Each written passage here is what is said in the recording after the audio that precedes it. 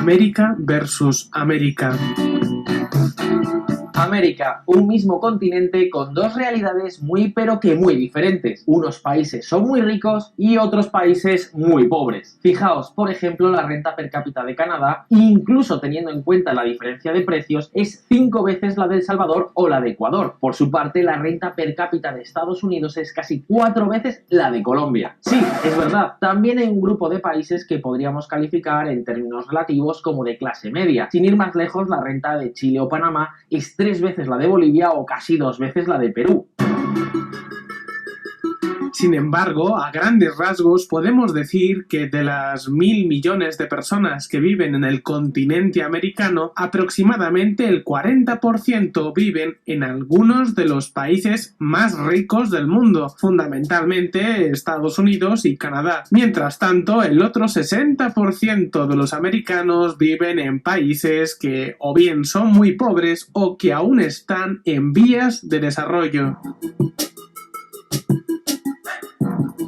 Y claro, ante este panorama la pregunta es ¿por qué diantres existe este contraste entre las dos grandes potencias norteamericanas y el resto del continente? O incluso, ¿por qué los países que se sitúan en los dos extremos del continente son en general más ricos? Fijaos, por ejemplo, en este mapa. Los países pintados con un color más oscuro son países más ricos.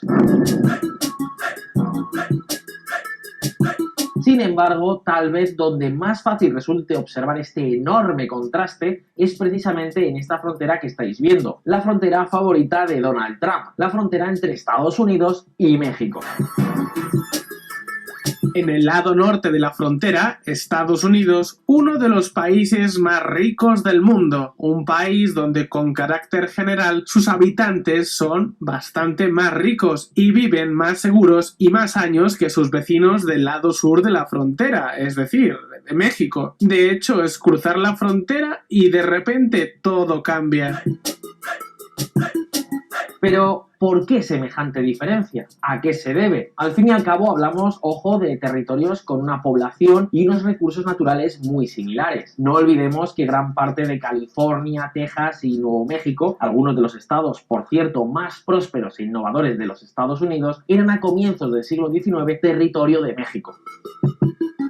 Y además, como ya hemos visto aquí en VisualPolitik, la gente que logra trasladarse del sur de la frontera al norte tiene unas tasas de empleo y emprendimiento bastante altas. Así que desde luego no estamos hablando de un motivo racial, religioso o de recursos. Pero entonces, repito la pregunta, ¿por qué diantres existe este enorme contraste entre el lado norte de la frontera y el lado sur? Sí, vale, seguro que muchos de vosotros estáis pensando, obvio, porque han tenido gobiernos y políticos peores, pero ¿cuál es el origen? ¿Acaso casi todos los países que se encuentran al sur de la frontera entre Estados Unidos y México han tenido tan mala suerte? ¿No habrá acaso algo más? Pues atento.